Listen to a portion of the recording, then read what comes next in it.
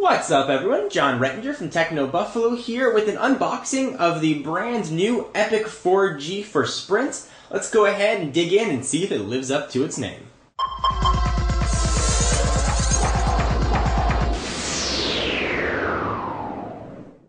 So the Epic 4G is Sprint's version of the Galaxy S line of phones that we've seen permeate through all of the major US carriers. However, Sprint's version is very different than the rest. First, as the 4G moniker is going to denote, it is Sprint's second 4G capable phone next to the Evo. So if you're in a 4G area, you are going to be getting blazing fast internet speeds. And it's also the only Galaxy S variant that's got a full slide-out physical QWERTY keyboard.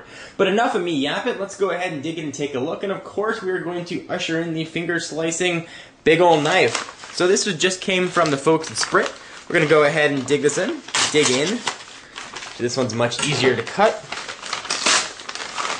There we go.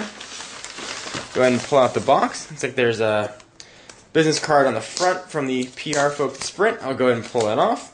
And here it is, the Epic 4G. So we'll go ahead and take a look at the box, and of course we'll run through all the specs. If you want to pick one of these up, they are available now. They came out on the 31st of August. And it's going to set you back $249 on a 2-year contract and a $100 mail-in rebate. Alright, so we've got a picture of the Epic 4G on the front, letting you know that, of course, it does have a full QWERTY keyboard. All kinds of pictures showing you what the phone can do. Facebook, Twitter, all kinds of syncing business. More pictures of the phone on the side, letting you know it's a Super AMOLED screen. We'll talk about that in just a minute. And here are some more specs and what the box includes. I love seeing 4G capable. Sprint is just sort of testing 4G speeds around here. So sometimes they'll pop up and sometimes they'll go away, but whenever they do have them, it is blazing fast. Alright, let's go ahead and dig into the box. Just comes right off. Here it is. Go ahead and pull this out. Push it off to the side for just 1 minute. Familiar Galaxy S branding on the side. Let's see what else you're going to get with your new 4G capable phone. Little tray. Little tab underneath. Got a box which has probably all your manuals. Nice that Sprint's actually including real physical manuals here. So some getting started guide, basic guide.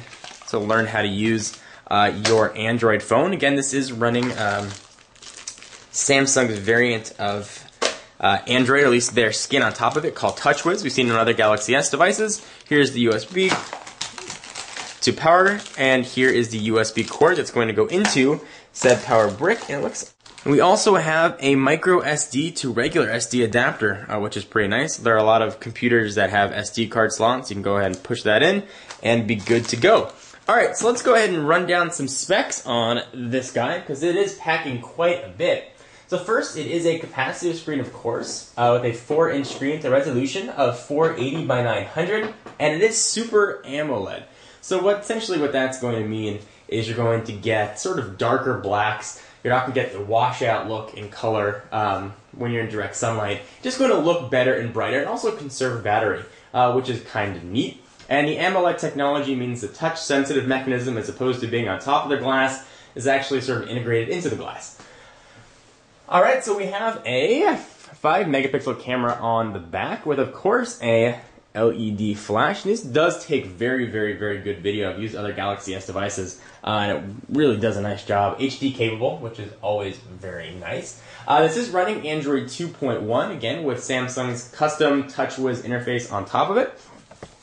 It also is running their Hummingbird processor, which is very similar to what we have in the iPhone 4, the iPad, and the new iPod Touch. If you want the sort of techie name of it, it's a Cortex A8 Hummingbird.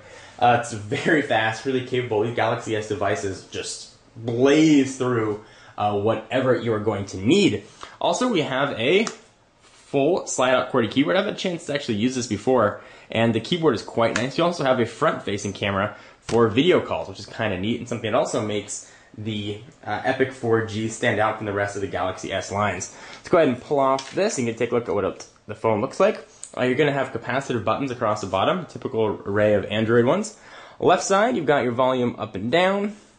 Right side, you're going to have a camera button and a lock and power button. Top, got your micro USB 3.5mm headset jack, and on the bottom just a microphone. So let's talk a bit more about the specs and what we are going to get in here. So it does have 512 megabytes of RAM and 512 megabytes of ROM, so it's got plenty of room for storage. Of course, it's got Bluetooth, micro USB, 802.11b, G, and N, which is pretty nice. From a battery standpoint, it's got a 1500 milliamp hour battery. You're going to get 6.5 hours of talk time or 216 hours of standby time. Alright, so let's see how this guy stacks up to its other 4G friend. Here we've got the Epic and the Evo right next to each other. The Evo's got a little bigger screen, but no physical keyboard. Go ahead and stack them. You can see the size difference right there. And if you want to look at another Galaxy S device without the physical keyboard, here is the Captivate. You can see they look very similar, distant cousins. You want to see what sort of thickness that QWERTY keyboard is going to add. There you go. It does not add that much. This is probably one of the best variants of the Galaxy S. So you're getting a front-facing camera. You're getting 4G. You're getting the option to use a slide-out QWERTY keyboard if you want. If not, of course, you've got swipe and actual on-screen keyboards that work very, very, very nicely. And let's bring in, last but not least, the iPhone 4 for comparison purposes. You can see the size difference here. Kick that off to the side. I'm actually very impressed at how thin these slide-out QWERTY phones are getting, especially one that's packing a 4G radio. So of course, stay tuned to the channel. I'll be doing a ton more coverage here, and we can take a look at the device. Any questions you have, go ahead and send them in the comments down below. And all the updates will be on Techno Buffalo. For exclusive content, check me out at Twitter, twitter.com/JohnForLakers. I am John Rettinger, and I'll see you in the next video. Bye-bye.